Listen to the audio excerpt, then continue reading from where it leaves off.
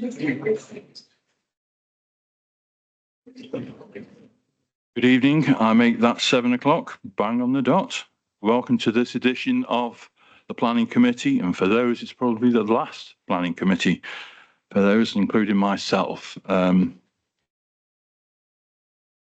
tonight. So first item of business is apologies, and I look round to the members tonight, and I see that we've got a full house, a full complement of our usual crew. So thank you very much for that. Item 2 of the agenda, declarations of interest. Have we any declarations of interest on the agenda items this evening? And I look around and that's a negative. Welcome to those that may be joining us online and to those in the audience here tonight.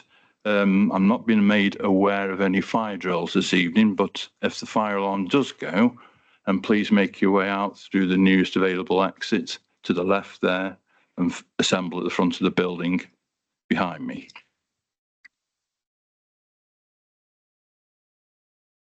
Well, it's quite a momentous evening tonight, being the last one. Before we start the main agenda item, I'd like to just point out that our head of planning, Mr. Craig Jordan, at the end there. It's his last and final planning meeting, and I believe he's retiring at the end of this week. I just want to extend my sincere thanks for all the support and guidance that Craig has supplied myself and other members on this committee over the last few years. I think most members will agree that can remember Craig's input, that he's done a sterling job, and I just want to extend my thanks and best wishes for the future, Craig. I don't know if you want to say a few minutes. Thank you, Chair. I wasn't expecting to speak, but thank you for your kind words. You put me on the spot there. So I really enjoyed my time at Newcastle. It's just personal circumstances mean that I'm in a position to retire. I've done 36 years in local government. Sometimes it feels less, sometimes more. I'm sure you feel the same as members.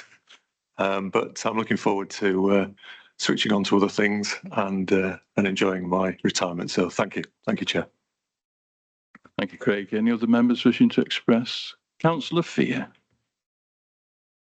Thank you very much, Mr. Chairman. As I'm sure you and other members are aware, I'm holding the portfolio for strategic planning. I've worked a lot with Craig. My pleasure, his misfortune. And I'd just like to echo what you said. I think Craig has provided good, steady leadership at the top of the planning section. He's always been extremely open. He's been very patient with people like me who don't understand what's going on and has been able to explain things at great length. I think he's been a very thoughtful head of section. The reforms he's implemented have been sensible. They've borne fruit. I wish that as often I would take his advice. I wish I could take his advice as an example and retire as well. Unfortunately, I can't do that at this particular point in time. But thank you very, very much, Craig, for all the work that you've put into working here at Newcastle. It's been very much appreciated, and I hope that you have a long and happy retirement.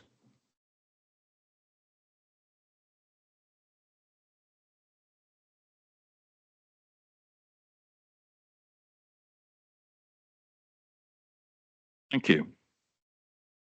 Agenda item 3 is the minutes of the previous meeting that were held on the 31st of March this year. Are we content to receive these minutes as a true and accurate record of that night? Thank you very much.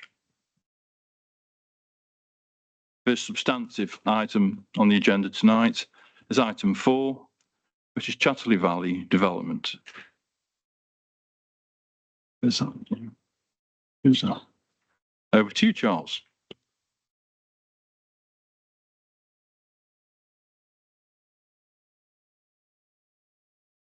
Yeah, thank you, Chair. So planning permission is sought for the removal of conditions B7 and B30 and a variation of condition B1 of the planning permission for the Chatterley Valley development site. So the conditions relate to a highway improvement scheme, which were applied to the original permission at the request of National Highways. So technical modelling information on traffic movements has been submitted with the application, which demonstrates that the baseline traffic movements on the local highway network have changed significantly since the time at which the original planning application was determined, which was back in 2018. So the assessment also provides updated forecasting projections for traffic movements for 2026 and 2028. The submitted technical information has been assessed by Highways England, who have confirmed that they are content with the evidence provided, and subsequently they have no objections to the removal of the relevant conditions. Consideration must also be given to the fact that the Chatterley Valley development site is an allocated employment site which will generate significant levels of employment opportunities within the borough. And as such, no additional conditions or burdens beyond what is reasonable or necessary to facilitate the development should be applied, as this would threaten the viability and purpose of the allocation itself. So in the absence of any objections from the consultee who originally recommended the imposition of the conditions, and given that the technical information provided demonstrates that the conditions are no longer necessary or reasonable, officers recommend the application is approved. Thank you. Thank you for that, Charles. Before I open it up for member debate, I have a speaker on this item, supporter of the scheme. That's Mr. Nick Cox. Would you like to come forward?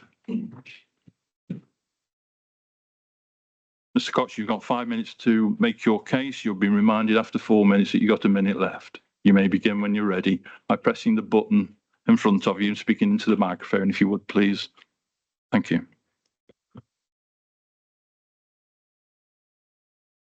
Thank you, Chair. I'd like to begin by thanking the committee and the council for their ongoing support of the development of Chatterley Park. This is an allocated employment site recognised in local plan as an important regional investment centre within Newcastle-under-Lyme. Development of the site by Harworth is key to realising the employment benefits of the site, bringing jobs and business rates to the borough. The site benefits from planning permission for industrial, distribution and warehouse employment uses, as well as associated earthworks and infrastructure. Development was commenced in 2022 and is being delivered on a phased basis throughout the site in accordance with the approved master plan. We're also working closely with key delivery stakeholders such as your economic regeneration team and their counterparts at Staffordshire County Council, as well as the local highway authority and national highways.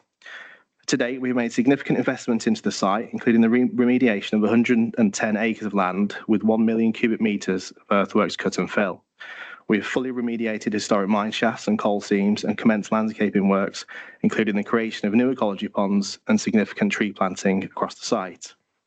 Earthworks on all 5 development plateaus are now complete, enabling the delivery of 1.1 million square foot of warehouse spaces across the 7 consented buildings. The next stage is to attract occupiers to the site, and we can then invest further in the construction of the buildings in phases. We are currently engaged in meaningful conversations with a small number of potential occupants, which is extremely positive given the current economic and wider global climate. This particular application before you seeks the very conditions on the outline planning permission for the development of the site, which relates to the delivery of highways improvements at Torque Roundabout. The highways assessment carried out to support the original planning application was done in 2019, and this demonstrated that highways improvements were required at the nearby Torque Roundabout to mitigate the effects of the development. However, the highways context in this location has shifted significantly since those early assessments were carried out. Our revisit to this work shows capacity at this junction has improved significantly to a point where traffic from our development can be accommodated without upgrades being required. Our reassessment and supporting technical evidence has been scrutinised by National Highways in detail over a 4-month period. They agree with our assessments, as do the local highway authority, and neither consultee object to our application to remove and modify the relevant conditions. The National Planning Policy Framework imposes strict regulations and tests for conditions that are added to planning permissions. One of those tests is whether condition is necessary to make the development acceptable. We have demonstrated through our submissions that the original roundabout upgrade works are clearly no longer necessary and therefore not meet the conditions tests in the NPPF. Indeed, if the entire application were under consideration today, National Highways would not have requested the condition and officers would not seek to impose it. We strongly concur with the findings of National Highways, the Local Highways Authority and your planning officers and fully endorse the recommendation before you this evening. In terms of moving forward, Harworth is committed to providing quality employment floor space and new jobs at Chatterley Park. This development is estimated to create approximately 2,500 jobs across construction and operational phases, and the development will also result in a significant level of employee spending in the local economy. It's a shared goal between Harworth and the Council to ensure that all parties can reap the benefits of the redevelopment of this scale. This application not only seeks to ensure that permission is in line with national policy, but to ensure that occupiers are not deterred by conditions being retained in perpetuity that are no longer necessary for the development. We have held positive discussions with your council and its consultees prior to and during the consideration stage of the application, which has resulted in the positive committee report before you this evening. We endorse the case officer's recommendation and request the committee approve our application. Thank you, Chair.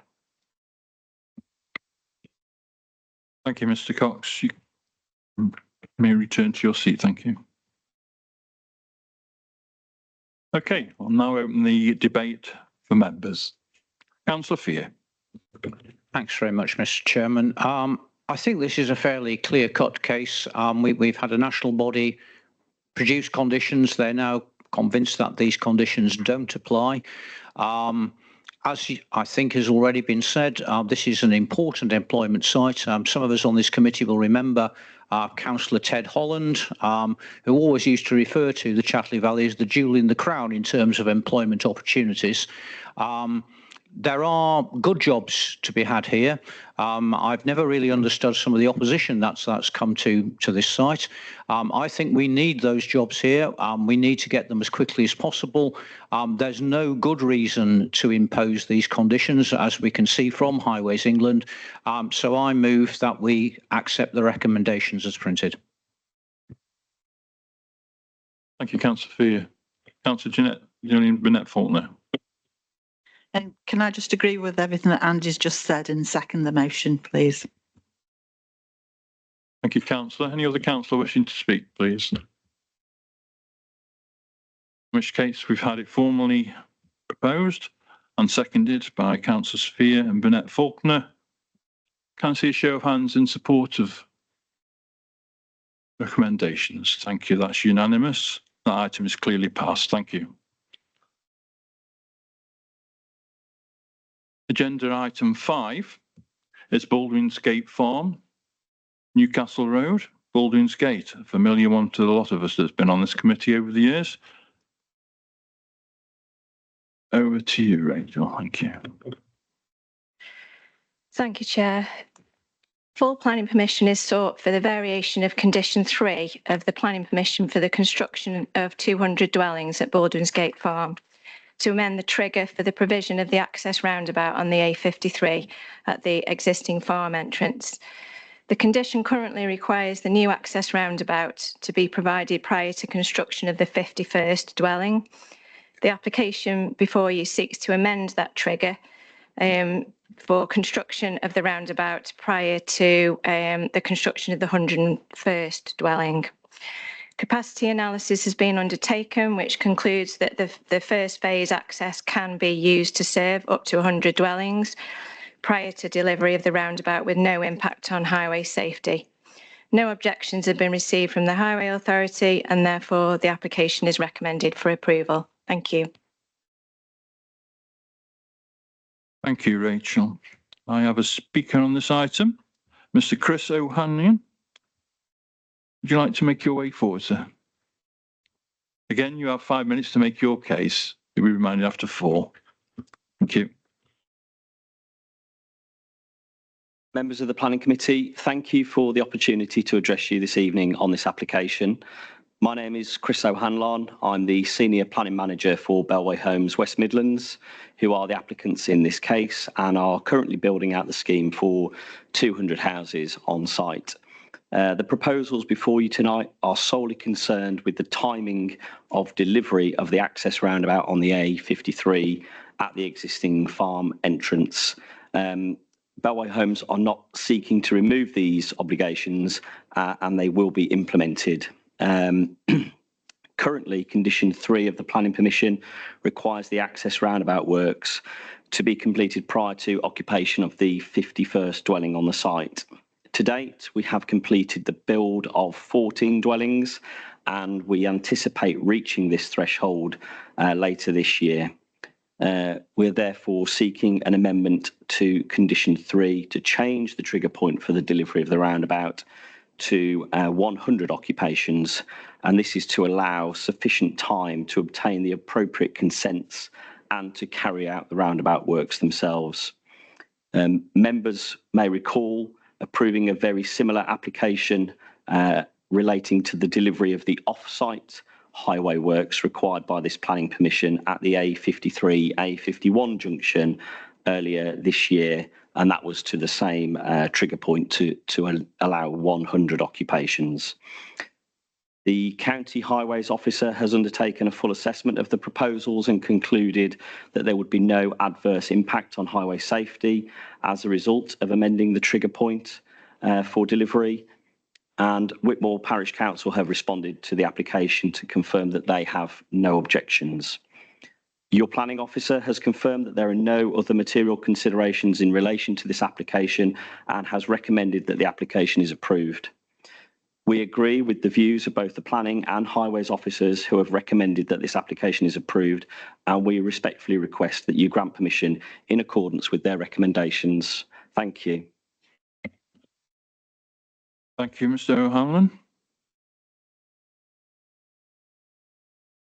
I now open the item up to members.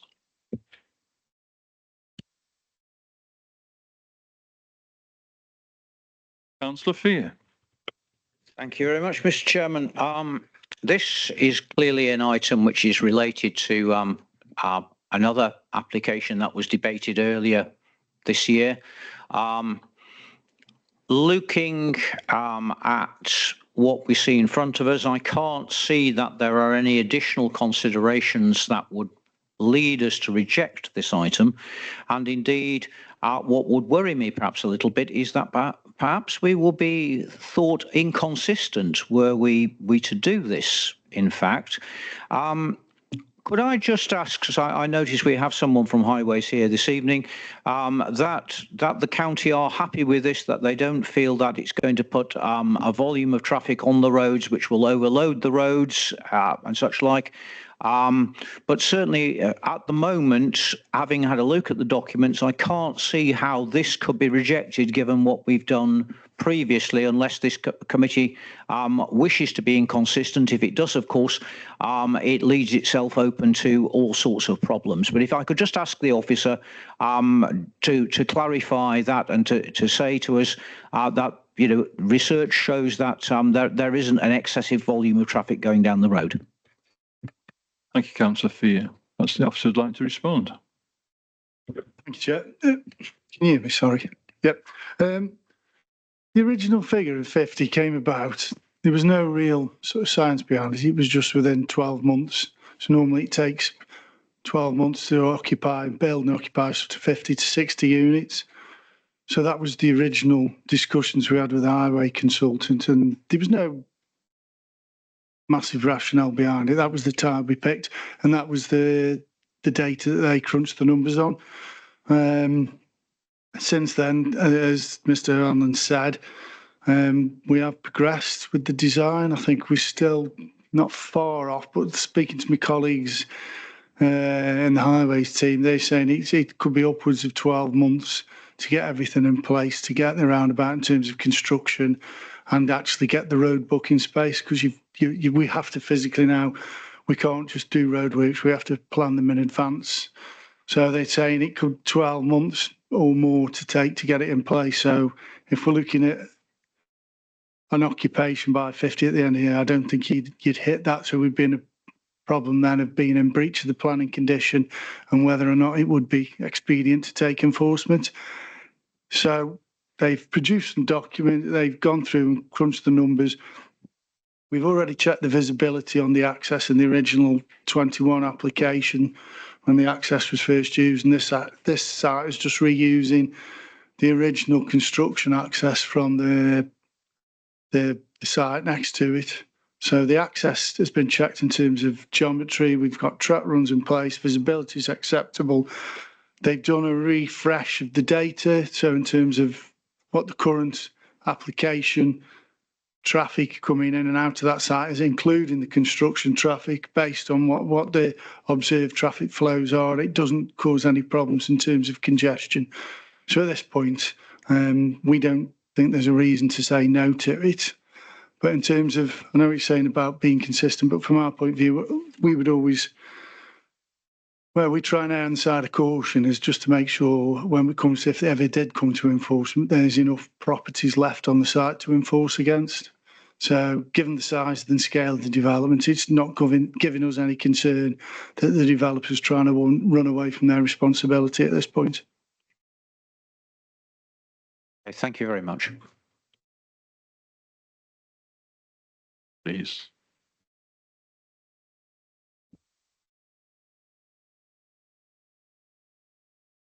Okay, seem to have a response there. So I'm quite happy to second if I can find a proposer. Yes, I'm happy to move that, Mr. Chairman. Thank you, Councillor Fear. I'm not convinced that this is probably the right way to go with this, and I'm sure a lot of residents will be very apprehensive towards the traffic that's going to ensue from this building work. But we've got to align ourselves to the previous application regarding the A51 junction. So in that case, I'm happy to second this. Can I see a show of hands, please, in support of the recommendations as printed? Thank you very much. That's unanimous. That item is clearly passed. Thank you. That brings us on to item 6 of the agenda. Now, we had a site visit to do with this application, the Crown Inn, Brook Street, Silverdale. I must point out in terms of transparency that councillors Fear, Holland, Gorton and Burnett Faulkner were not present at the site visit. Therefore, they cannot take part in the debate, nor can they vote on this item. So please remember that, members. Over to you, Charles. Yeah, thank you, Chair. So this application was deferred from last month's committee to allow for a site visit. There hasn't been any updates since that time. I don't think it will be beneficial for me to go through a full reassessment of this proposal, but I can confirm that the officer's recommendation is still for approval as set out in the report. Thank you. Mr. Chairman, could I just make a point of information before we go on, just to say that I didn't go to the site visit, not because I'm idle, but in fact, my employer had me working until 6 o'clock last Thursday in Manchester. So short of a TARDIS, it would have been physically impossible for me to get back for the timing of the site visit. Thank you, Councillor Fee, and I'm sure the other councillors had equally important excuses as well as to why they couldn't attend.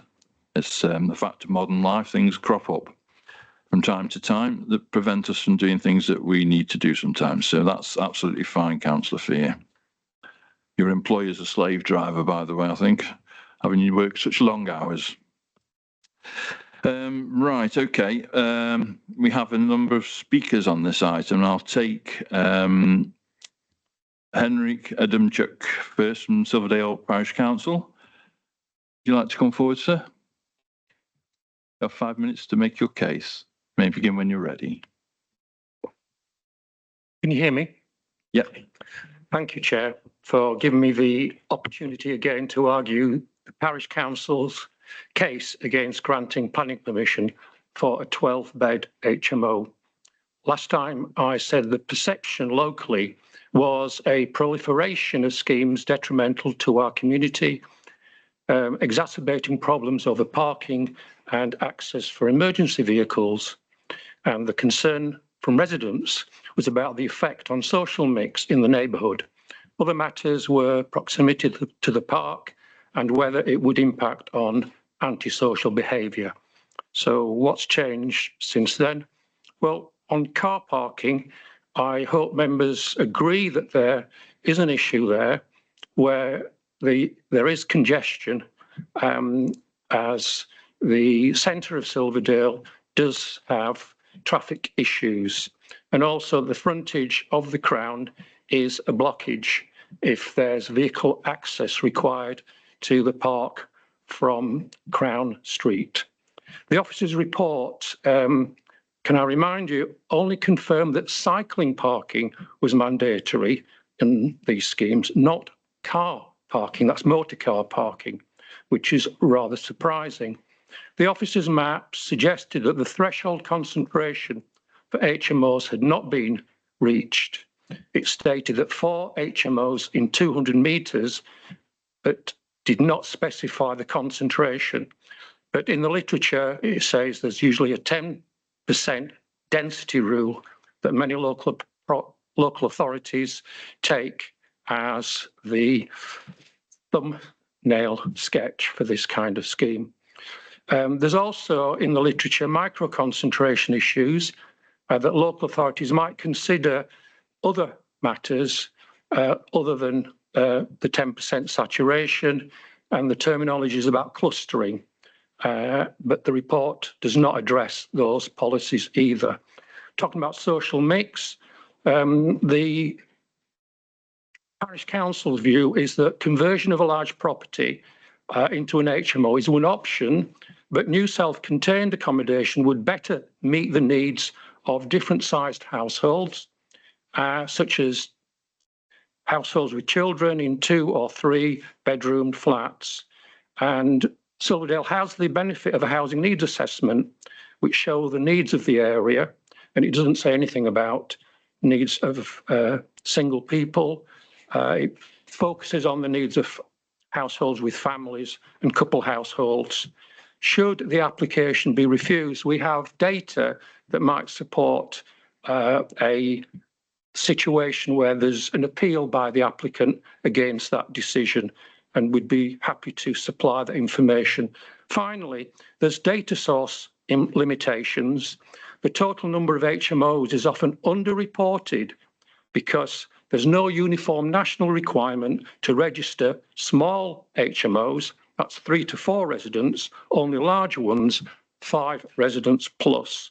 So precise, up-to-date figures, consulting the local authorities' HMO licensing register and planning information, those need to be added together so some of these micro issues could be better understood. And that improvement would give residents more confidence about planning applications dealing with this type of development. Thank you very much, Chair. Thank you, Mr. Adamczyk. Next, we have a supporter of the scheme, Mr. Steve Wigham. Would you like to come forward, sir?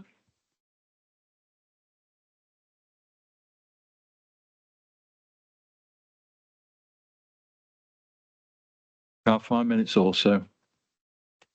Good evening. I'm Steve Wigham, owner of the property. First of all, I'd like to thank the councillors and residents that took the time to visit the site last Thursday. I hope this gave context to the application and a clear understanding of how professional HMO operates and the parking available in the area. I'd also like to bring some clarity and address some of the concerns and comments made by the previous committee meeting. A question was raised regarding the former stables in the building. We believe this to be in the enclosed covered area at the side of the site. No changes are planned for this area. It will provide covered space for the waste bin storage, secure cycle storage for at least 12 cycles, and a clothes drying area, all covered and secure in an enclosed yard not visible to outside the yard. A comment was made that parking outside the Crown on Brook Street would prevent access to the park by a fire appliance if required. I measured the gap with cars parked on both sides of Brook Street. There is a 4.5 metre gap between parked vehicles, side to side. The space required by a fire appliance in the UK is only 3.7 metres. However, the gap between the cast iron gates and posts at the entrance to the park is only 3 metres. So the gates would need to be widened to provide access in any case. An example was given generalising takeaway shops had spawned in Edleston Road Crewe because of HMOs not having dining areas for tenants. We also have a 6-bedroomed HMO, ensuite HMO in Furnivall Street Crewe since 2019. It has a dining area, as most of them do. To suggest that it's a lack of dining room in HMOs driving the proliferation of takeaways is simply not correct. Those takeaways could be serving people working in shops and factories in that vicinity.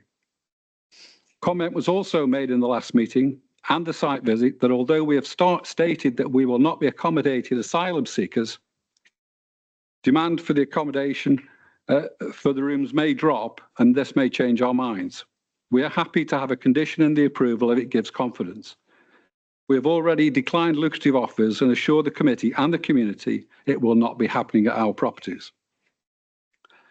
At the same meeting, a large part of the debate was not about the actual application, but instead centred around the principle or policy of HMOs in general. I was very disappointed that no mention was made that this application provided accommodation in the village for those with mobility issues. The building will be prepared to M42 standard with wide doorways, ramp, rails, and downstairs having space in the dining and kitchen areas for wheelchair access. The kitchen worktops at various heights with space underneath for wheelchairs. This property is less than 200 yards from the bus stops, co-op and food outlets, with the doctors less than 100 yards away, and with the park right on the doorstep outside. It provides great accommodation for those with mobility challenges that don't yet need or even want assisted living support. These very important features were totally ignored at the last meeting. The main issue raised was the impact of required parking. The building is still classed as a pub and paying rates accordingly. As a pub, it could see significantly more than 12 people on an event night. And even with the many attending on foot, there would still be some attending by car and parking in those streets. Since the last meeting, we have taken pictures in all 4 directions outside the pub at the crossroads, twice a day. There are normally a few vehicles parked at the bottom of Crown Street as it meets Newcastle Street. The other 3 directions are normally completely clear of vehicles. I'm happy to share these time-stamped photographs. The main issue with parking is Newcastle Street, a street of terraced houses that were designed before it was the norm to have 2 cars or more per home. 1 minute. Parking in this street is a big issue, but not affected by this application. If given permission, we will manage this property professionally to avoid disturbance or concern to the community. All potential tenants are screened by an agency before agreeing contract, which includes behavioural standards. The Crown was built in 1839 and is no longer viable as a public house. It is redundant. Our application gives this building new purpose, and we'd respectfully request permission. Thank you. Thank you, Mr. Wigham. You may rejoin your seat, please. And also wish to extend my thanks and those members of the committee that did attend the site visit for your assistance in facilitating that. Right then, over to members for debate. Councillor Brown. Thank you, Chair. And I'd like to agree with you that Mr. Wickham was very generous with his time at the site visit. I'd like to thank him for that. The site visit confirmed many of my fears in relation to 3 aspects: parking, antisocial behaviour, and effects on community cohesion. If I start with parking, if you look at numbers 52 to 57 Crown Street, which are flats, they have allocated parking spaces outside, which do not have any demarcation from the pavement. On Sunday, a resident sent me photographs of what the parking was like down there when a football match was on at Silverdale Athletic. There were numerous cars along both Crown Street, both inside the access to the pub, including large Shogun-style vehicles. If we had that situation and then 12 people living in the Crown, I really cannot see how emergency vehicles could access anywhere in that vicinity. So that's my first real concern. Secondly, the site visit reminded us again of just how close we are to the park, particularly the pavilion. The pavilion has been a scene of vandalism and antisocial behaviour in all the time I've been a councillor, and it still hasn't been repurposed or had any investment. We saw how close from the windows the pavilion is, And I really cannot see that that having 12 different people who the owner explained to us could be of very different backgrounds and ages, and the churn that might be resulting from the very different mix of people and what is in fact quite small accommodation. They all are adding up to me to serious concerns. So although we have had it said that we've had it reported that there's high level of antisocial behaviour in that vicinity, the police have advised the owner that, for example, that if he was to be successful, he should have individual buzzers per room and a drop box for parcels, cameras, etc. I really do think we have to take notice of their advice that this is an area where extra precautions need to be taken because of the high level of antisocial behaviour. So I am minded to vote against this application for all these considerations. Thank you. Councillor Brown. Are the councillors wishing to speak? We're at the site visit. Councillor Williams, John. Thank you, Mr. Chairman. I'd like to thank you yourself and the officer. Really good and interesting site visits. I can't see the point on highways. It's a problem we have all over, and we argue that point. If it refused this, it went to appeal, we know the answer. You can put a bet on it that the officer would just, well, the officer would actually give it permission.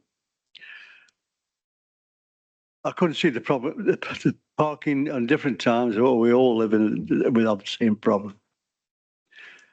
But also, I'd like to thank the developer for a frank and interesting site visit. We went out the box of planning, and for myself, I found it really interesting to find out about houses of multiple occupation. And I've done some bit of research since the last planning period at the site visit. In terms of they're taking the slack up in housing nationally. We got the properties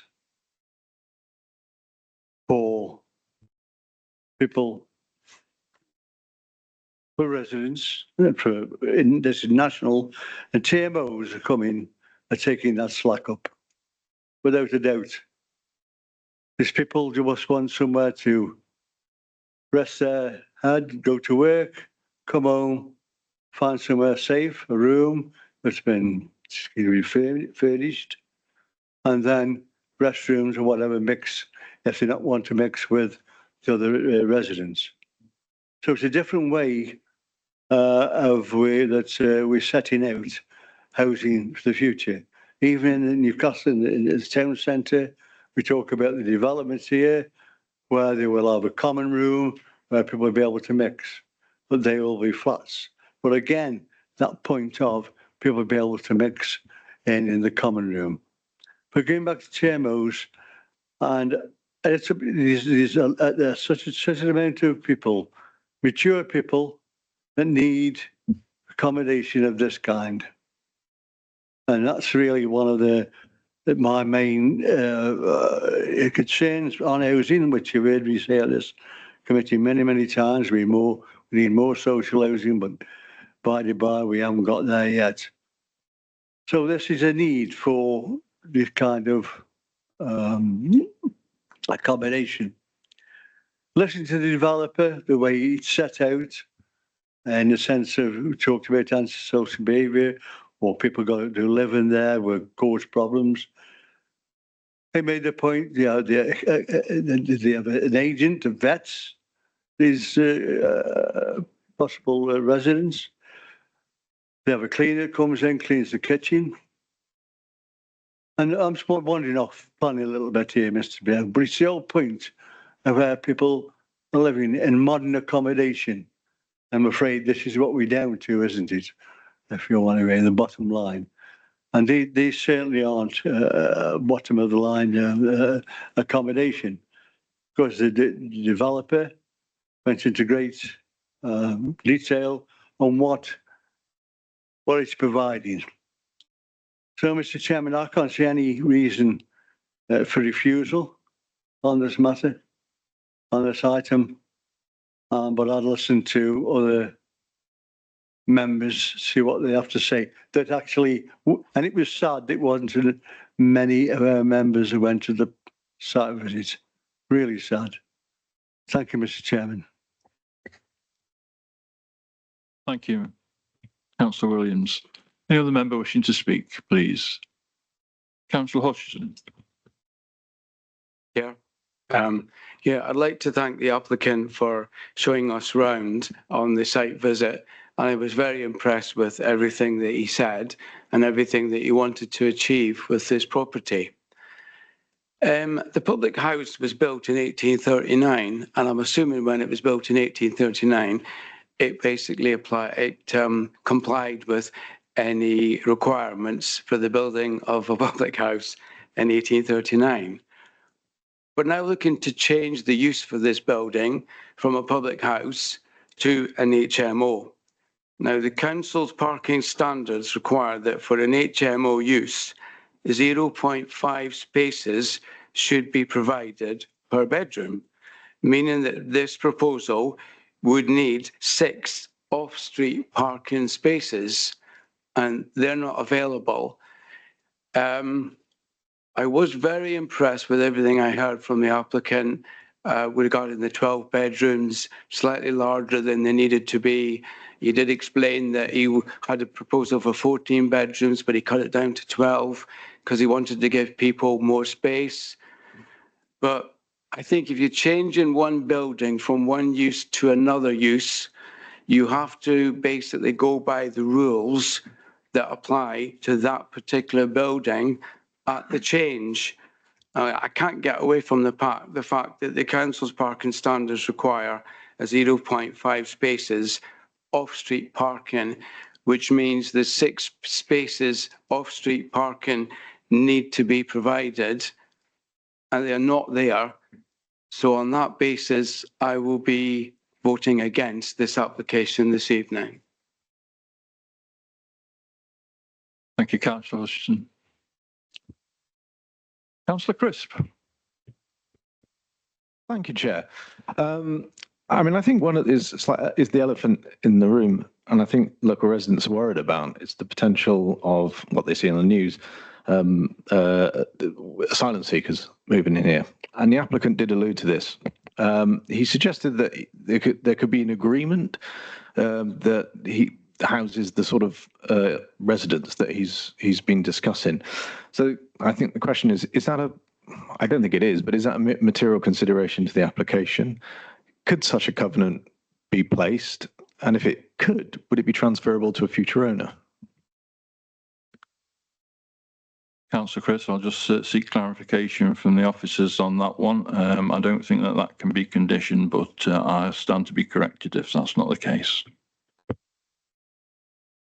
Yeah, thank you, Chair. No, you're absolutely right. It's not a planning consideration, nor can we could use a condition to control it.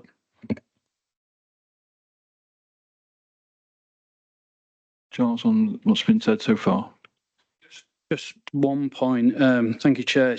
In respect of the previous use of the building, in respect that it wasn't obviously designed at a time to take into account vehicle movements and such.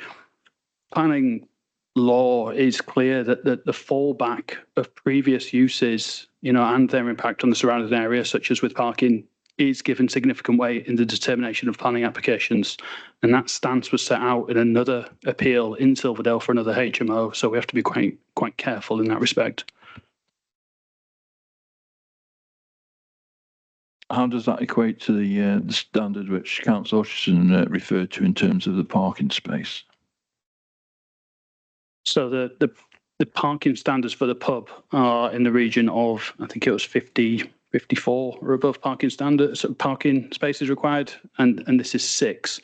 So that does, is given consideration in the planning assessment. Thank you, Charles. Members wishing to speak. Councillor Brown again. I'd just like to point out that other authorities are refusing permission for similar schemes. Halton Council have just refused one, the Merseyview Hotel, very similar scheme for a 12-bedroom HMO on similar grounds in terms of fear of antisocial behaviour, lack of parking, etc.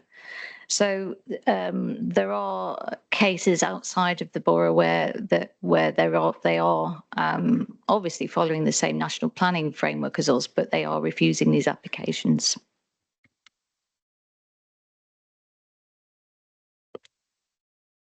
Thank you for that, Councillor Brown. Unfortunately, every application has to be judged on its own merits, and therefore only local applications would be probably relevant in this case. But I do see your point. Go ahead, Councillor. I'd like to support the application, actually, in view of the fact that we are very short of housing, and I agree with what Councillor John Williams was saying, that there is a need for this. My own daughter lived in similar accommodation when she first worked. I don't really think that people living there would lead to an increase in antisocial behaviour. I would imagine it would be more likely to deter it. And certainly on the night of the site visit, we had no trouble parking whatsoever. I think it's quite commendable that this gentleman is taking on a property that's been on the market for quite a while and is in quite a dilapidated state and providing housing for people. And from what he had to say, he's got quite high standards, and he's looking to have long-term residents there. So I would like to support it. Thank you. Thank you, Councillor Beeston. Any other councillors wishing to speak? Councillor John Williams again.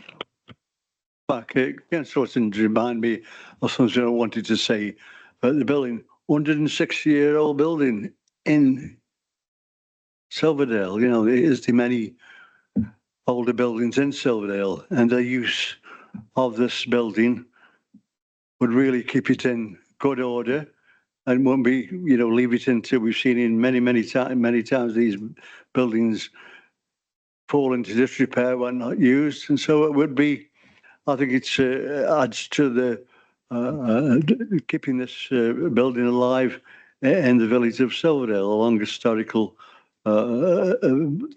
working village.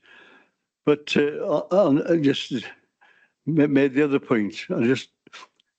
We've got permission for flats. The last one, Zanzibar, if somebody wants to remind me, 60 flats, 20 car parking spaces. We've gone to the planning inspector, we refused them here. They come back across the road, which that building there, but Summit Yard it's called now. 220 flats, was it? 20 parking spaces. Went to appeal. And we refused it here, went to appeal, and the planning officer just poo-pooed it. So, you know, I think we're going to have a job to actually defend this, particularly if we refuse this planning application. That's my view, and thank you to the council for saying, yeah, I agree with that. And I'll be voting for it. Thank you. Thank you once again, Councillor Williams. Councillor Jill Williams, thank you. Chair, I think everybody knows my views on houses of multiplication. I've never voted for one yet, but I was really impressed at the development of this. And it's a noted building. I was born in Silverdale, and let's face it, we've all got to change our views on the way people are living now, haven't we? There's no properties being built. There's no social housing being built. And that's the problems of governments on all sides. So I'm not being political when I say this. So we really do have to, and it's up to this committee to make sure the houses of multiplication are being built properly with enough space for people to live in. But this is the future, I'm afraid. And there's more and more people who go from families to still living with mums and dads who could be living in a property of their own. So I will be voting for it. Thank you, Councillor Williams. Any other councillor wishing to speak? Councillor Crisp and then Councillor Brown.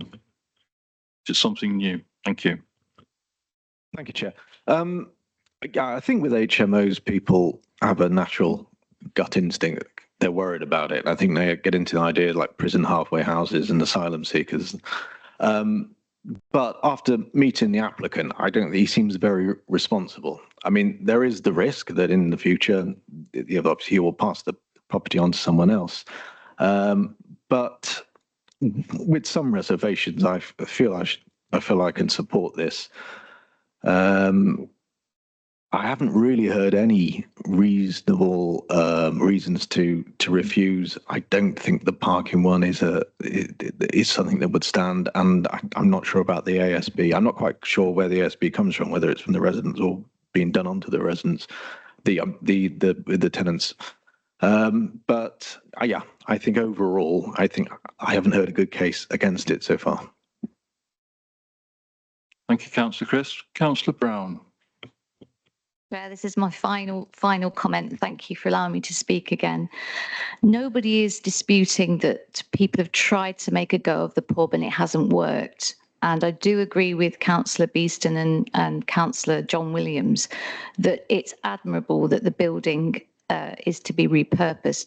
But that building could make two very good, at least 2-bedroom flats with parking spaces in the existing beer garden. It didn't have to be an HMO, and that's the point I'm making. There's an overconcentration of HMOs with the associated problems in that locality. Thank you, Councillor Brown. Any other comments? Any councillor member inclined to make a proposal? For or against, and the reasons for? If it's against, we need proper planning reasons.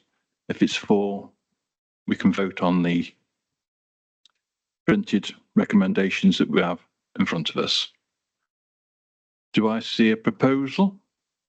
Councillor Beeston.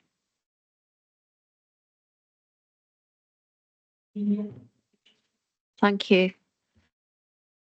Thank you, Councillor. Do we have a seconder for that? Councillor John Williams seconds that proposal. Do you see any other proposals? In which case, I'll take that proposal then, please. Can I see a show of hands, bearing in mind the only people that attended the site visit can vote on this? Can I see a show of hands, please, in support of the recommendations that have been printed in front of you and formally proposed and seconded?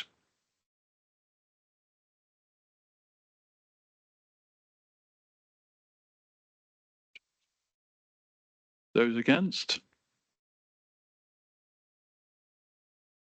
Any abstentions? Obviously. That item is passed. Thank you very much, councillors.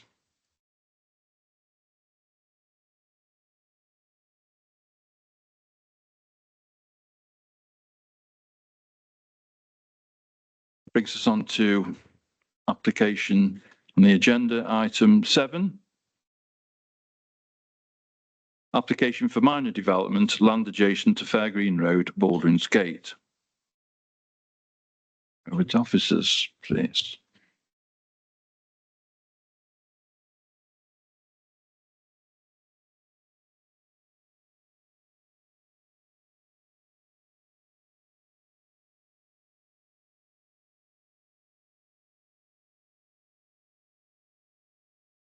Yeah, thank you, Chair. So planning permission sought for the removal of condition 11 of an outline permission with all matters reserved for 9 self-built dwellings of Fairgreens Road and Baldwin's Gate. So condition 11 is a requirement that the properties meet the definition of being self or custom built houses. So the removal of the condition would therefore allow the houses to be sold as normal market housing. All technical matters were addressed in the determination of the original outline application, and the only issue for consideration is whether the removal of the condition would impact the overall planning balance and the acceptability of the principle of development on this site. So the council is still unable to demonstrate an up-to-date housing supply, and therefore the tilted balance approach as outlined in paragraph 11D of the NPPF is applied. The assessment is therefore whether the harm in removing the condition would significantly and demonstrably outweigh the other benefits of the proposal.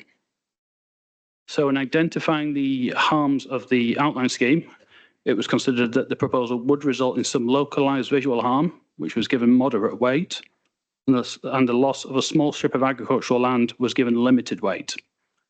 So with respect of the benefits of the scheme, it was considered that the provision of 9 dwellings should be given substantial weight and that the contribution towards self-build or custom houses should be given significant weight. So it's acknowledged that the removal of the condition would result in the loss of a benefit of a contribution to the self-build housing register. However, the provision of new homes in a sustainable location, particularly in the context of a development plan that is not up to date in terms of a housing need, where a suitable supply of housing cannot be demonstrated, is attributed substantial weight. Officers therefore consider that it remains the case that the benefits of the proposal significantly and demonstrably outweigh any harms. As such, the application is recommended for approval. Thank you. Thank you, Charles. Before I open this item up to members, I have 2 speakers on this item, and I'll take the first speaker, Mr. Derek Davis, please. Would you like to come forward, please?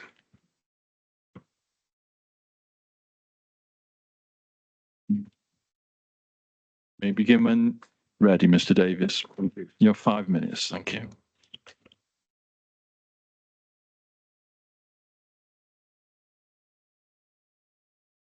Chair, members of the committee, thank you for the opportunity to speak on behalf of local residents in strong objection to this application. So let me be clear from the outset. The removal of condition 11 is not a minor variation. It creates a fundamentally different scheme, and it should be treated as such. When considering the previous application, officers stated that the provision of self-build and custom housing plots must be attributed significant weight. Members granted planning permission on that explicit basis. That was not incidental. It was central to your decision. Now, just a few months later, the applicant is seeking to strip away that and effectively dismiss and flip the permission. What is now proposed bears no resemblance whatsoever to the original scheme. It amounts to a conventional speculative housing development, fundamentally different in nature and one that has not been properly assessed on its merits. It would also add to the hundreds of mass market housing underway and blighting the village of Baldwin's Gate. The applicant previously argued that self-build would deliver something different, something better, greater sustainability, genuine architectural diversity and choice, stronger, more cohesive communities, and a clear alternative to the mass market housing they themselves criticised. Those claims tipped the planning balance and members accepted them. You will also recall that this site lies outside of the village envelope.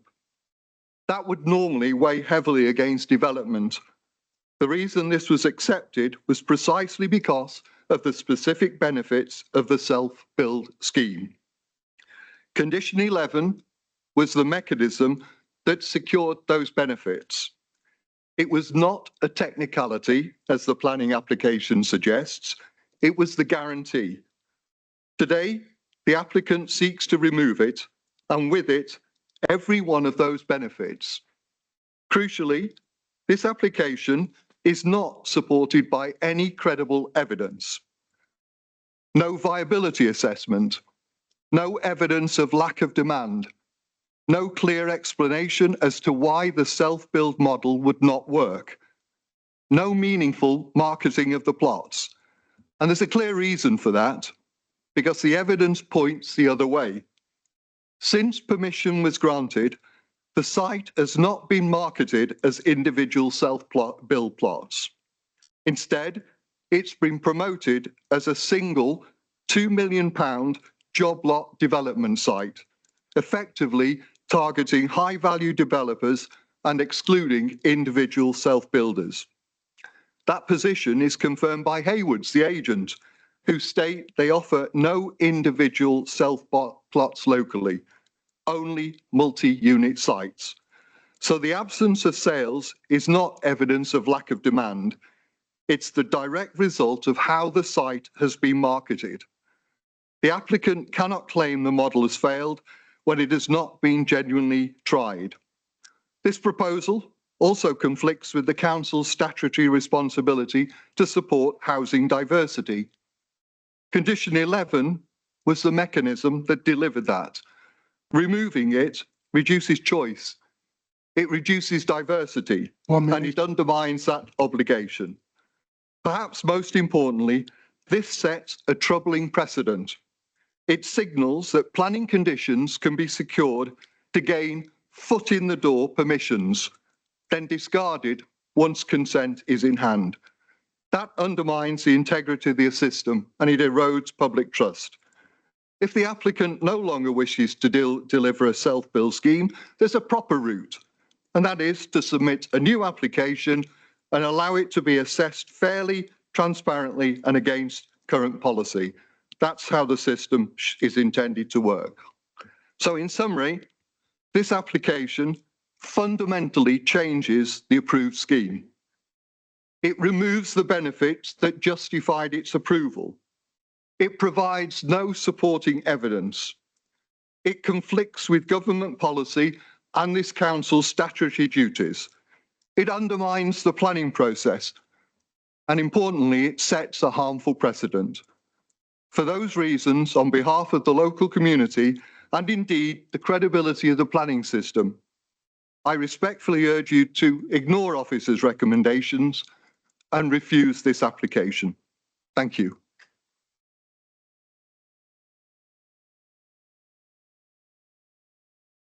Thank you, Mr. Davis. You can rejoin your seat, please. The next speaker we have Holly Davis, who's a supporter of the scheme. I take it no relation to the previous speaker. Davis, you have 5 minutes to begin when you're ready by pressing the button in front of you. Thank you.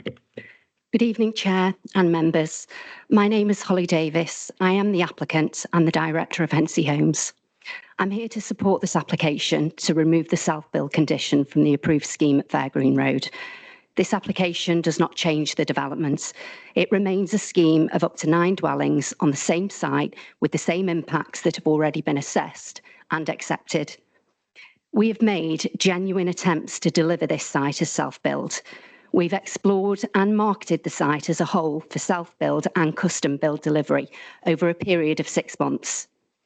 We've also attempted to begin preparing the site to create individual plots, including submitting a reserved matters application to progress infrastructure and enabling works. That application is publicly available on the planning portal. In addition, we have invested in preparing detailed designs for the roadway and sustainable drainage systems with the intention of submitting these as reserved matters. However, following the officer's advice, we were required to withdraw it, as we were advised that progressing the site in that way would create practical difficulties and would instead be better addressed through a full planning application. As a result, the site cannot be brought forward in a way that would allow individual plots to be properly serviced and marketed. This is the key issue. The current permission does not allow the site to be prepared in a coordinated nor practical way. Self-build plots require the site to be serviced, accessible, and clearly defined before they can realistically be delivered. For a single plot, that's straightforward, but for a scheme of this scale, it requires coordinated infrastructure across the whole site. The current condition makes the coordination very difficult to achieve in practice. It's been suggested that self-build is the only benefit of this scheme. That's just not correct. The original officer's report identified a number of benefits, including the delivery of housing given substantial weight, a biodiversity net gain exceeding 12% with significant ecological enhancements near the Cholton Moss, improvements to public rights of way, and development in a sustainable location. All of those benefits remain unchanged. Importantly, removing the condition does not prevent self-build. It simply removes the restriction that limits the site to only one delivery model. If there is demand, plots still can come forward as self-build or custom build. That condition was applied appropriately at the time, reflecting the nature of the original proposal. However, through attempting to implement the permission, it has become clear that it now has unintended consequences for delivery. National policy requires planning conditions to be necessary and reasonable. Where a condition restricts development to a model that cannot be delivered in a practical or coordinated way, it fails those tests.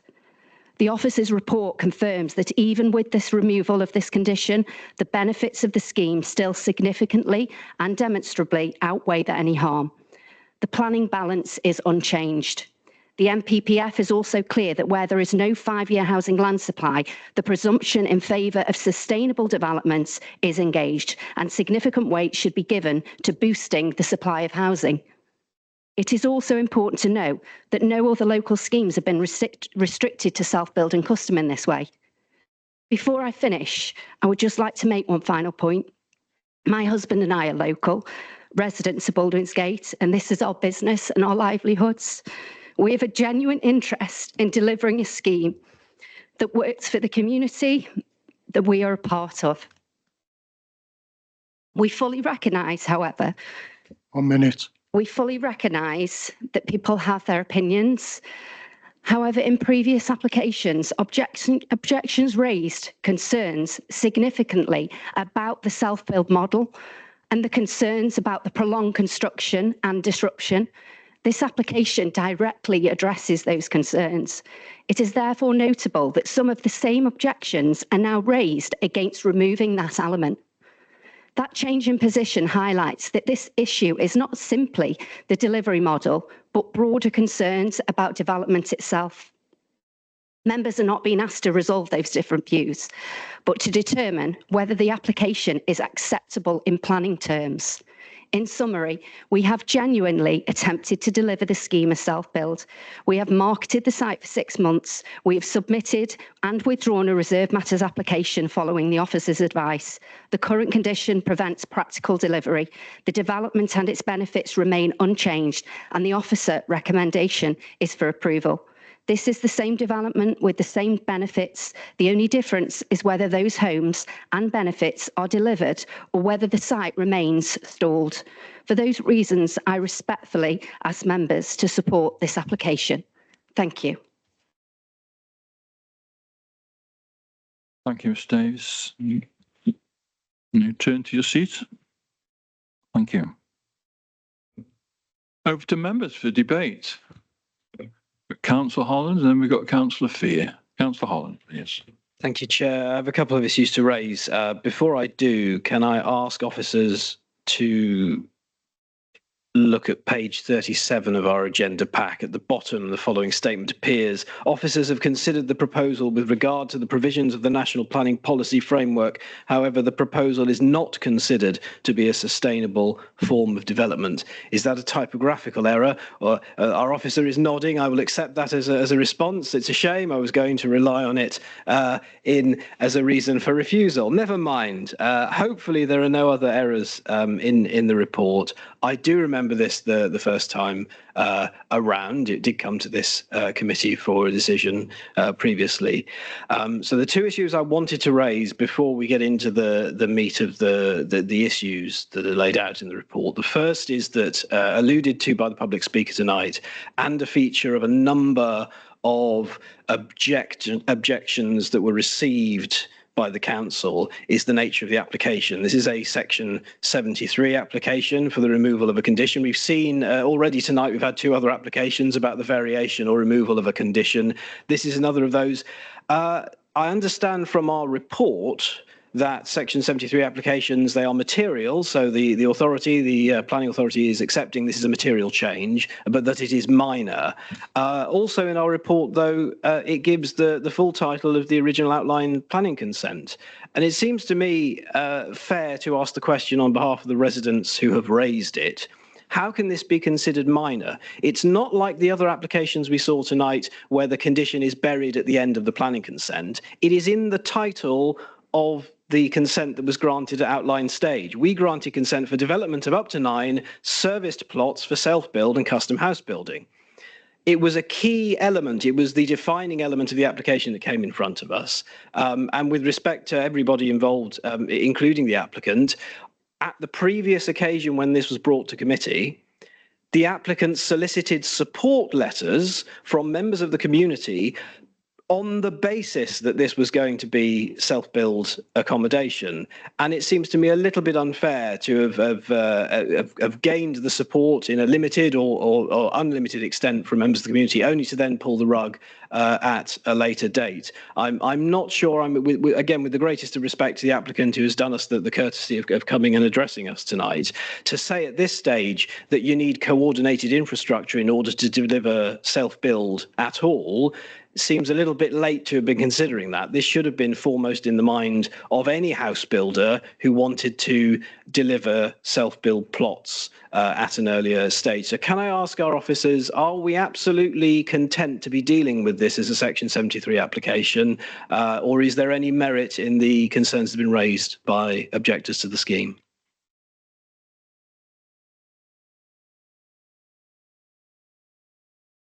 Yeah, thank you, Councillor. Yeah, so in respect of the use of the word minor, so when dealing with planning applications, anything below the threshold of 10 dwellings is referred to as a minor application, and that's why that particular wording is used in this case.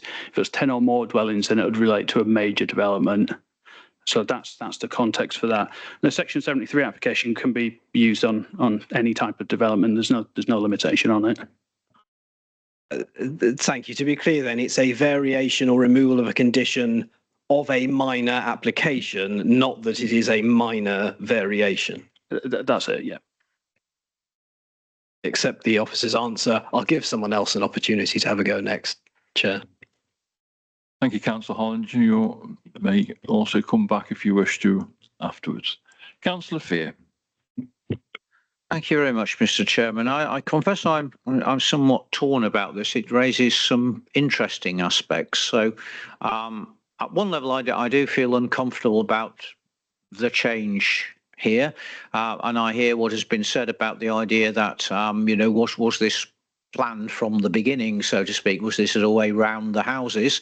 At the same time, I could hear an argument from the other side, which would say, well, actually, this is just revisiting something with hostility to development in principle, rather than in this specific set of cases. So I think there is something for members to sort of weigh up on both sides in that regard. Now, looking at what we have here, am I correct in saying that were this recommendation to be passed, this committee would have sight and potential veto on the style of dwellings, which I guess will be uniform, which will be erected upon this development site? In other words, questions last time round were raised about visual impact and such like. I think many members of the committee, however it's formed, going forward, would be very interested in looking at how those structures or those proposed structures would fit into the local landscape. In the same way, I think it will be useful, I don't know if we have any this evening, to see what the housing situation there. I can see that the proposed site is round the back of extant buildings. How those buildings are varied or are not varied. In other words, would a block of housing here of a uniform site visually jar sharply with what we have there? And I think that will be very useful for committee members to see. So my question is, do we have any visuals of that sort? And I leave it open to colleagues here to think if we don't, would that be an appropriate thing for us to see before we make this judgment? But I'd also, again, like to seek assurance that were we to go with this recommendation, we aren't giving carte blanche to the building of any units there, that this committee would have sight of what is proposed to be erected, and indeed some control over that. Thank you, Councillor Fear. I'll ask our officers to come back on that particular question for you. Yeah, thank you, Councillor Fear. So at the moment, it's an outline application with access to be considered, but all other considerations such as the appearance and details of those houses would still need to be submitted at a reserved matters application. So we don't have any details, say for the plot layout at the moment, in terms of what those houses would look like, what materials they'd use, what kind of design they'd have. That wouldn't change as a result of this application. We can't presume what the self-built properties would look like, nor can we presume what the market dwellings would look like. That, you know, each case would have to be assessed on its own merits. So any reserved matters application could be called back into committee at request. Members could then consider the visual impacts of the proposal. But at this stage, we don't have any real evidence to suggest that what would come forward would be unacceptable purely because it's market housing.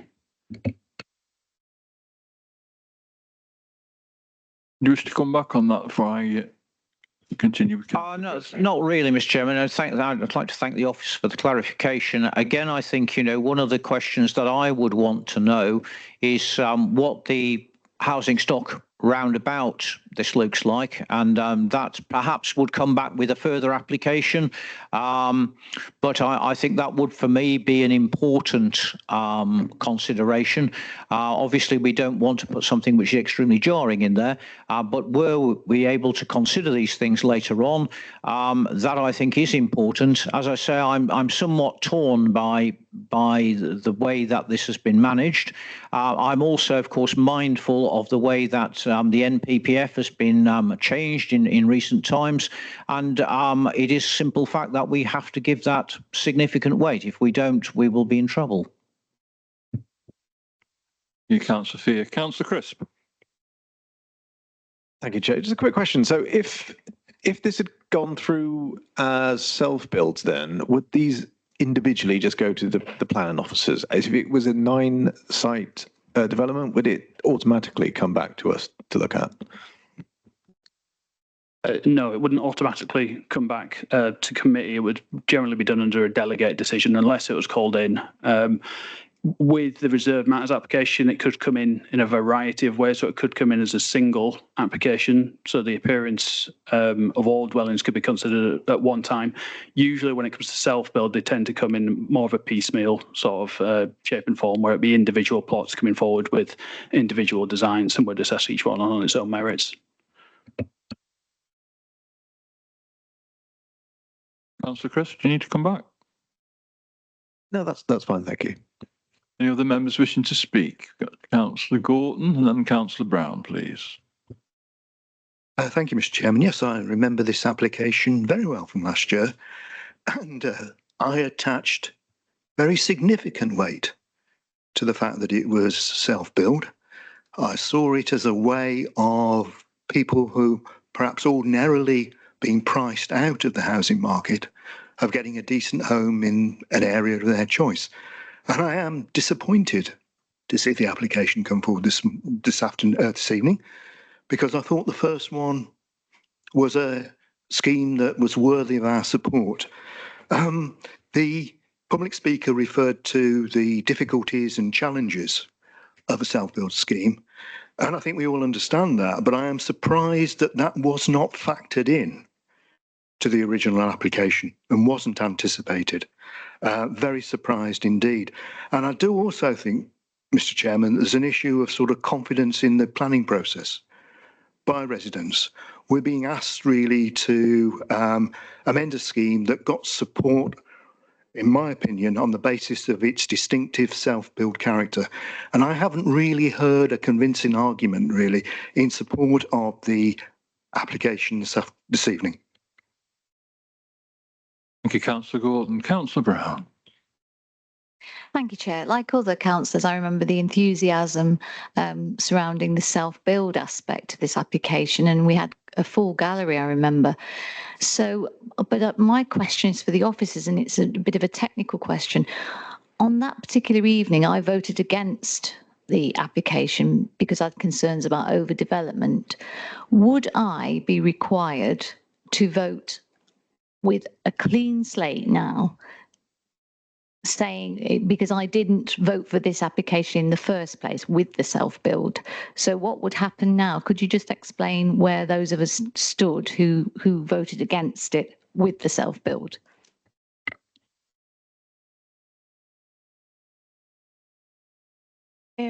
Yeah, the simple answer to that is that yes, you can absolutely vote now, give your view on the application. This is an entirely separate application in effect, so it has no bearing on how you voted or what you considered on the original planning application. Thank you for clarifying. Any other councillor wishing to speak? Councillor John Williams. Thank you, Mr. Chairman. I've got a very strange meeting tonight for myself. To get permission for one-bedroom accommodation, I'm looking to refuse quite substantial properties in a very, say, sustainable area as this. But what is my concern again? I do know this particular road very well because I've walked the public right of way that runs along this back end of his, I can't think of the name of the road, Fairgreen Road. And I was this creeping onto the moss. I think he asked the question last time, how far going into the moss where substantial development was refused. And we got the planning inspector to agree with us. I think I'm right in saying that. So I'm really concerned again with this change of coming along and all of a sudden changing the whole, the word I'm after, that self-build. Now, we know self-build is a long-term development process because people waiting, sell on, people looking to get their monies. Again, has been pointed out, people probably can't afford to go into the open market, but can actually afford to build over quite a long period. So it is a long-term development, self-build.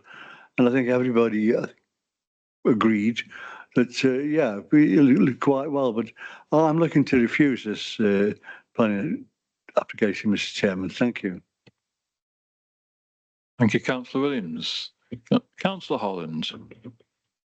There's a lesson here more generally for us, which many of us on the committee have already learned, and perhaps Councillor Brown was alluding to it when she mentioned that she voted against this the first time around, which is that once you've conceded the principle of development, which happens a lot in outline applications, you will find it extremely difficult, particularly under the way in which the current national policy is framed, to then exercise any great degree of control over what is developed. If you say that somewhere is in principle suitable for housing, you will get whatever an applicant or a developer can persuade the government's planning inspector, not this authority, but whatever a planning inspector could be persuaded is acceptable. And it won't necessarily be the high quality, beautiful kind of development that we ourselves would have in mind. Baldwin's Gate in particular, and I've said this before at meetings, has suffered enough.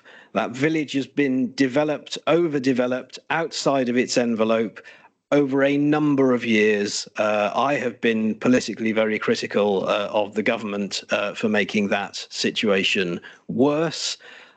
I don't think that this application serves us particularly well to be considering more housing in Baldwin's Gate at all. But given that we've permitted as self-build, not as a condition, but in the title of the outline application, we permitted that. We are in one of the situations that we return to quite frequently, which is that if we endeavour to find reasons to refuse this as a removal of the condition, it will be extremely difficult for us to defend that when it comes up, should it come up for appeal, on the basis that we've conceded that there are benefits associated with development. Returning to something that Councillor Gorton and others have said, we did as a committee lay particularly heavy weight on that self-build element when we were considering this application the first time around. Whether we were right to do so or not is up for question. But the fact is we did, and many of us on the committee voted for it on the basis that it would be self-build. I hear what the applicant is here to tell us tonight, which is that there is still a possibility of a limited number of these plots coming up for self-build, but that would need to be supported by market housing on at least part of the site.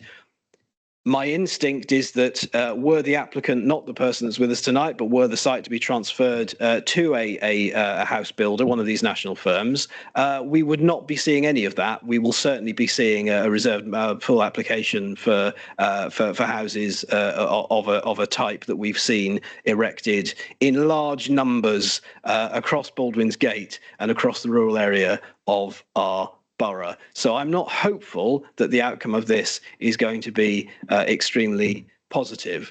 Self-build is really important. Self-build is not just beneficial to local people who might perhaps be prized out of the housing market, but national house builders. The houses are designed far away by other people. The supply chain is national, and it's other people elsewhere that benefit from that. The labour that's brought in to work on the sites, again, transfers from project to project. If you're a large house builder, you coordinate this over a large number of units over a large area. Self-build supports local jobs. Self-build supports local people. Part of the reason we support self-build and why we're required, I think, to have a policy on self-build is that it brings benefits over and above, oh, isn't it nice to have a road where all of the houses look slightly different and they've all been built by somebody, they've all been designed by a local architect, or they've been built by local people, and the person living in that unit would not otherwise have access to the housing market locally. That's not that's a very limited way of describing the benefits of self-build. The benefits of self-build are much wider than that. Can our officers tell us what is our policy then? So if our policy doesn't allow us to rely on the self-build condition, to say, OK, we're making available these plots through our application process, people come forward to us and they say, OK, we want to deliver self-build. How are we encouraging, how are we ensuring that that need is met? Because it is, I think, one of the things we're required to do. We're supposed to have a policy on self-build. We're supposed to have a supply chain for it. And if everyone who brought forward self-build decided that they didn't want to do that anymore and they wanted to hand it off to a national house builder to be delivered as market housing, how would we ever deliver any self-build at all? And if our policy does exist, can our officers explain to us how we're assessing need? I know this is probably part of the local plan process, which is at a very advanced stage, but can our officers say what kind of need have we identified locally, not just in Baldwin's Gate, but in our borough for self-build? And should these units not be self-build, what units have we got? What space have we got available for self-build in Newcastle Borough? Thank you, Councillor Hollins. Charles?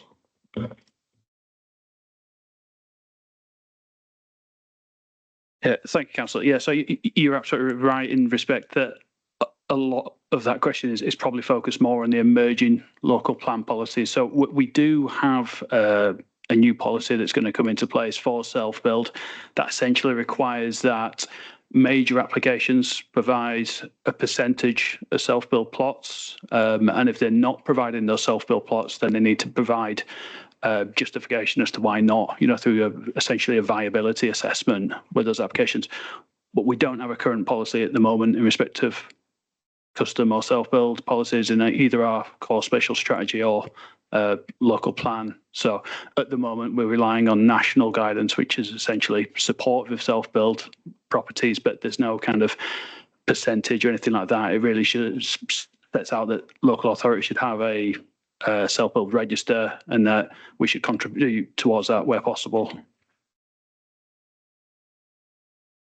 Just to add to that as well, that the emerging local plan can be given significant weight at this stage, given the how far advanced it is in its process. but importantly, that emerging policy on self-builds only requires a percentage of self-build dwellings on major planning applications. So that's the critical point here, that even if the emerging local plan was adopted and we were working fully within that now, we wouldn't be able to require self-build on a scheme of this scale because the policy only refers to major applications.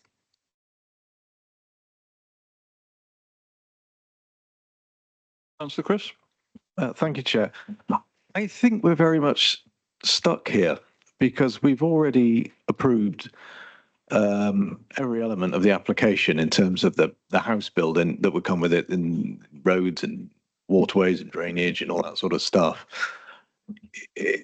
So if we could rewind back in time till September, we can't really change what we've already, I think as Councillor Holland said, we can't really change what we've already said. So we're very much stuck on how much just purely the self-build in this decision tilts the balance. The only thing I can think of, as Councillor Fear said, is if it was out of sync with the rest of the houses behind it. I did have a look on the Google Maps, and they do seem to be a fairly uniformed housing estate. We're not, in the case if we approve tonight, we're not putting uniformed houses in an area which have all lots of different creative designs. So I'm struggling to see here how it not being self-build would tilt it. Regrettably, we don't like these applications coming back once we've approved them. I'd like to, if anyone else has got anything to say.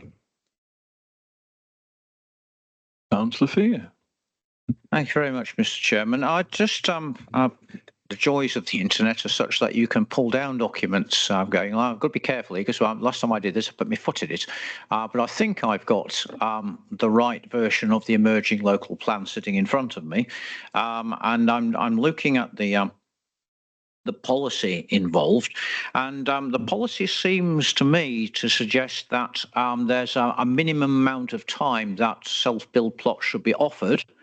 If they're not sold within that period of time, the policy then suggests that they should go onto the open market, and that is marked at a couple of points in this emerging document as a year. Have these plots been marketed for that period of time? Given that the officer said to us that we can attach significant weight to the emerging document, that's just an observation. They haven't been marketed for that period of time, but there's no requirement for them to be so because that policy is only relevant to major planning applications, and this isn't a major planning application. If it were an application for major developments, we would be in a very different position because we would be able to insist on that information, providing the justification. But because it isn't, we can't require that at this stage. Councillor Holland. Our officer tell us what the threshold is for major. Yes, 10 or more. It's 10 and this is 9. We've been here before about a different type of application, but I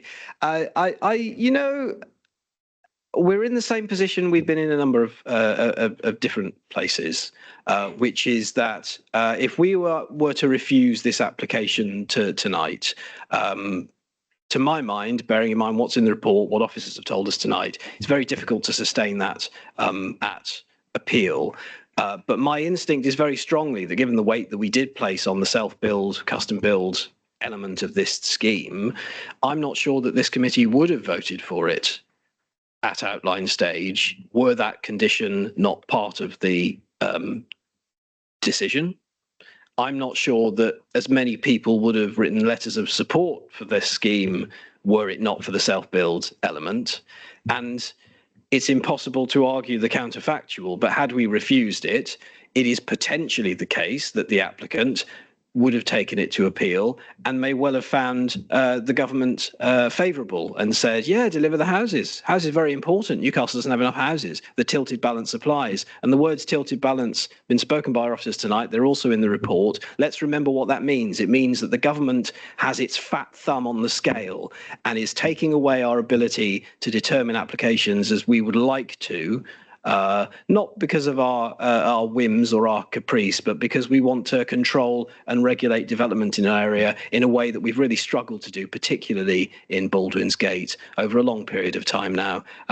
I'm struggling now to think of a reason for refusing this application, except to say that I don't think this committee would have voted for it were that condition not in place. And notwithstanding what the applicant says about hopefully coming forward with self-build, if the condition goes, all of that goes with it. There is no guarantee whatsoever that we will get anything other than 9 units, up to 9 units, of a developer's choice. And it will be very difficult, having conceded the principle of development for this committee or a future committee, to do anything other than to wave those units through. And it seems unjust to me, Chair. It really does. Thank you, Councillor Holland. Just wanted to make the point that I know your reference has been made to our hands being tied and that we've given permission, and therefore that means that we find it very difficult to resist the situation now. I know what you're saying, but that's not necessarily the case, because if, for example, we had a 5-year housing land supply and the self-build element had been a significant benefit of the scheme, and the applicant was looking to remove that at this stage, then we would be able to resist the application potentially. But because we don't have a 5-year housing land supply, if we were looking at this application afresh now, we would be saying that the benefit of the housing, and when the NPPF was last changed, they changed the word that was used from significant to substantial. So substantial is considered to be the highest bar in terms of the benefits. So although the weight to be given to the self-build is significant, the weight to be given to the provision of housing is substantial. And when we've got substantial benefit there against limited harm, that's why when we apply the tilted balance, we have to, in officer's view, go with a recommendation for approval. Can I just cloud the situation a little bit further? We're not actually saying with Councillor Holland, he's talking about the condition. We're not actually turning down the principle of planning development. What we are thinking about doing is turning down a change of the condition. So we're not actually saying, no, we can't build here, but we are looking particularly that condition. And it's also been raised today that why hasn't a new application come forward and to be assessed on that basis only. So again, I'm torn on this as well. And we're not actually saying we're against planning development. We're just saying, I think potentially that we're against the change of condition. I might be wrong, I might be right, I don't know.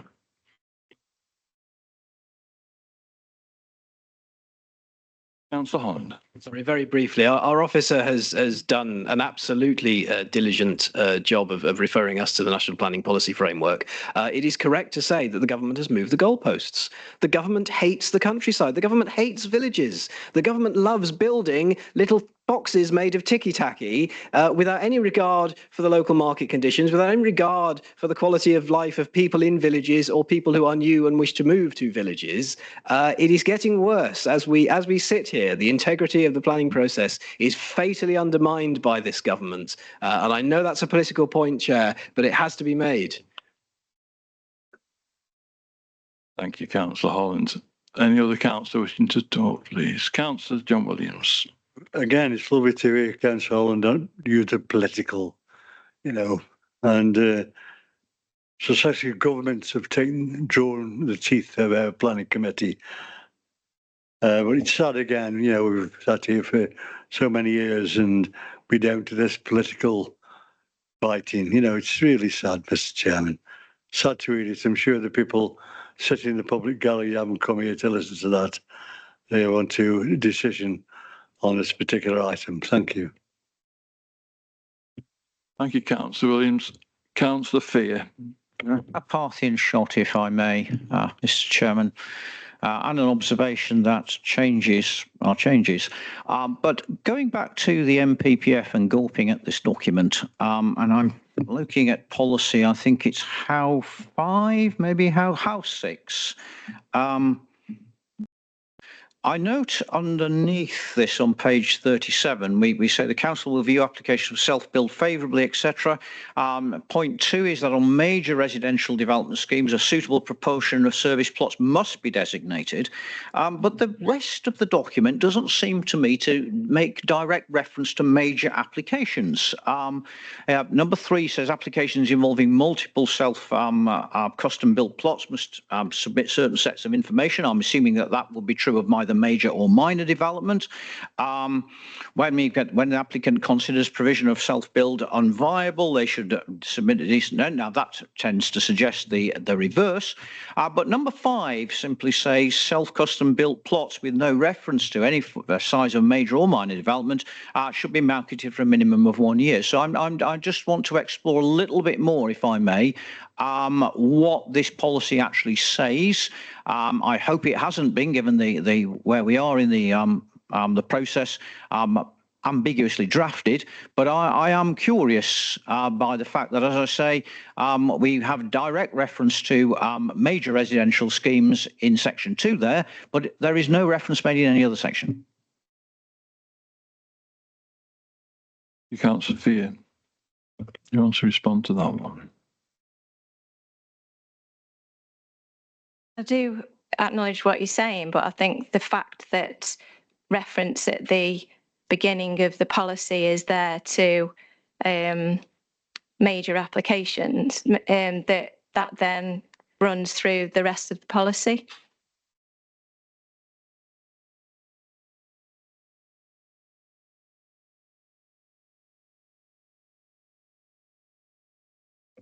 Any other comments, please? Or anybody thinking of making a proposal of any?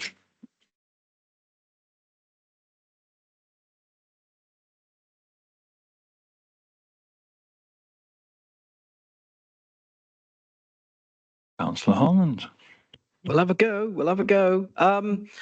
Okay. Officers can advise whether they think this will be a strong rationale or not. I would like to move that we refuse the application to remove condition 11. And we do so on the basis that without that condition, the harm, as we see it, associated with the proposed development outweighs the benefit.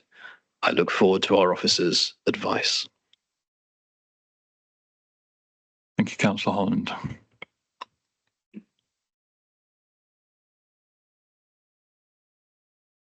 Yeah, thank you, Councillor. So you could use a reason for refusal to say that it tips the balance. That the issue we have with that is that significant weight from the custom build doesn't outweigh substantial weight from the houses in general. So in terms of the scale, significant is below substantial. So I think that's the issue with trying to refuse it on those grounds. Did our officer indicate that substitution, the word substantial instead of significant, was made in the most recent amendment to the NPPF? Because that's subsequent to when this outline application was determined, was it not? Those changes haven't come into place yet. It's for the next rendition of the NPPF. And if they're not in force now, why should we be paying attention to the word significant as against substantial?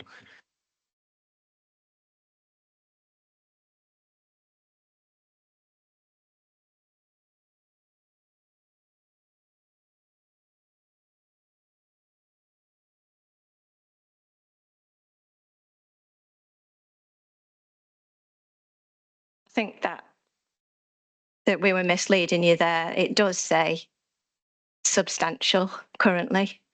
And as to when that change came about,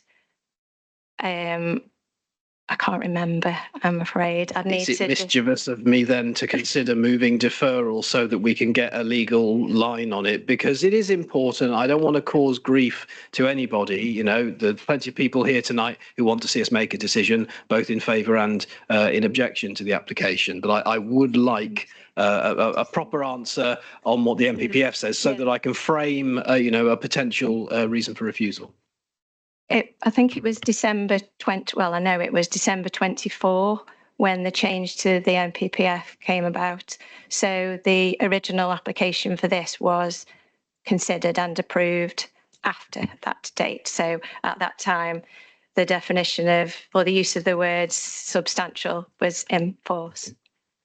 It's okay. I can understand everyone's confusion because, of course, the current government chops and changes the MPPF. You know, they cut the word beauty out of it on a number of occasions. And you think, wow, how much must you hate beauty to decide that we're not allowed to insist that things be beautiful and well designed anymore?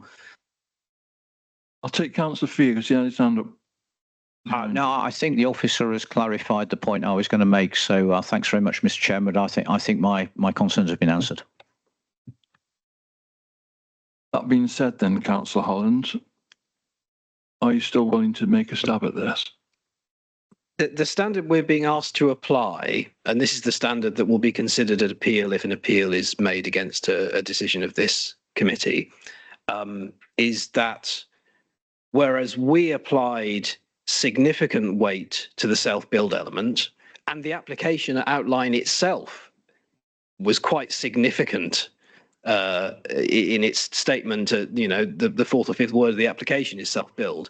On the opposite side, we are supposed to assign substantial weight to the delivery of housing units because the government sees that as its priority, and substantial weight will always outweigh significant weight. It's very difficult for me to argue a case that if we were to vote on it and that vote to succeed, we would not be opening this authority up to being overruled by the government's planning inspector. And I'm always reluctant to do that. I know very recently an application that I proposed refusal went to appeal, and costs were awarded this authority, were awarded against this authority on that appeal. I don't want to be responsible for that. I want to make responsible decisions, Chair. And on that point, Councillor Holland, we need to just listen to what the officers got to say now. You may have a different view. Our apologies. We've just looked, as you say, there's so many changes coming about and have come about that, yeah, we're easily confused. But the change from significant to substantial is actually proposed and is due to come into effect imminently, but hasn't yet. So at the moment, the situation is that the NPPF refers to significant. So apologies for misleading you. It's okay. We're all trying our best tonight. It's very late in the day now. So there is significant weight associated with self-built housing, and when we decided this outline, we put very significant weight on that. There is also significant weight accorded to the delivery of units, be they market units or self-build. Any kind of house building is good in the eyes of the government. Does the tilted balance apply in a way that says, actually, even though both of those things have significant weight, we should be prioritising one over the other? Because what I would like to do tonight is to prioritise our will as a committee to get high quality custom or self-built units out there over the delivery of units as numbers, because units as numbers are being delivered all over the place, including in Baldwin's Gate. The market is saturated with houses. There's no advice that says that one should be given more, should be more significant than the other significant. So I suppose it's up to members to determine what they consider is more significant. Do I have a seconder?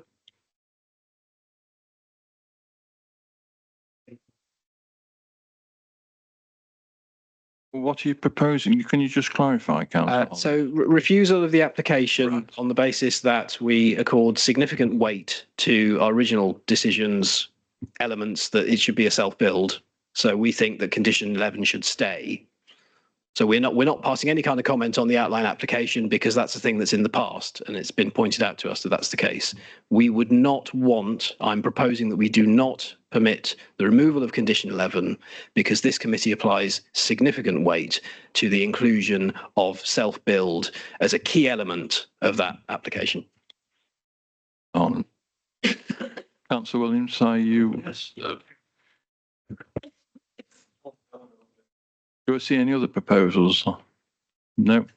In which case, I'll take that proposal. It's been proposed that we refuse this application to change the condition 11. Formally proposed by Councillor Holland and seconded by Councillor Williams. Can I see a show of hands in support of this, please?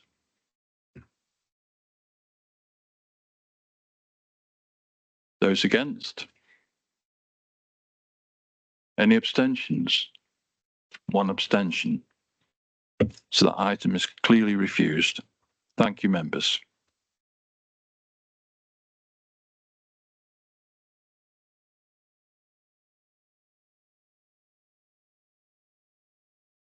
We've only got one more item to be heard on the agenda. Everybody moving? Okay.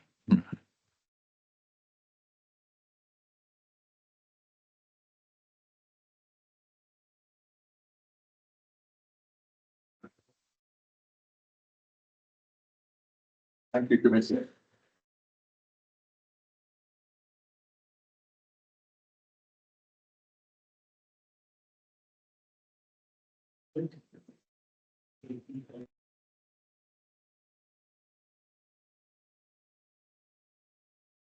Okay, moving on to agenda item 8.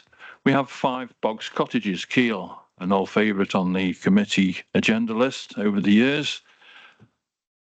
We've seen the report as printed. Is any update to that? No. Are we content to receive this information? If so, can I see a show of hands, please? Thank you very much. That's unanimous. To keep that on the agenda in future. I think it's up to the, have you got any urgent business? Yeah. But I have, Mr. Chairman, if I may. I don't know if that's allowed. Go on then, Councillor. The urgent business is, of course, your impending retirement from this chair. I'd like, and I hope I can associate other members of the committee with this, I'd like to thank you for your chairmanship of the committee over the last few years. I think it's a tough job. I've done it, and I know it puts you in awkward places. I think you've negotiated those places well. I think tonight we've seen a difficult debate which has been presided over with fairness, and everyone's had a fair crack of the whip. So I'd just like to thank you very much for chairing this committee. As I say, I hope other members will associate themselves with those thanks, and wish you well for the future.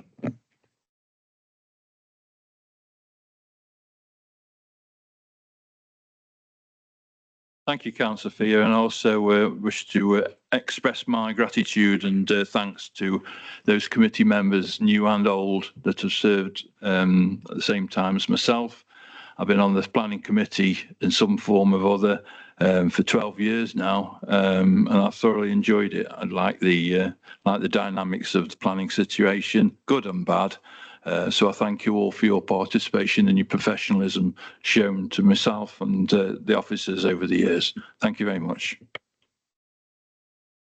But it just remains for me to say, have a safe journey. Thank you very much. For those joining us at home, I hope you've been entertained thoroughly, and I won't see you again, but I hope that the future chair and committee every success. So have a safe journey. This agenda item is now finished and the meeting is closed. Thank you very much, folks.